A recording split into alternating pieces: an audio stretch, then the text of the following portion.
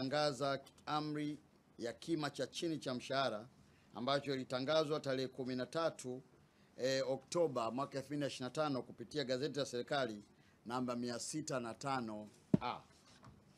Kwa mujibu wa amri hiyo, sekta ya kima cha chini cha mshahara zimeongezeka kutoka 13 kama ilivyokuwa mwaka 2022 hadi sekta 16 mwaka 2025 na kutoka sekta ndogo 25 za mwaka 2022 hadi sekta 46 za mwaka 2025.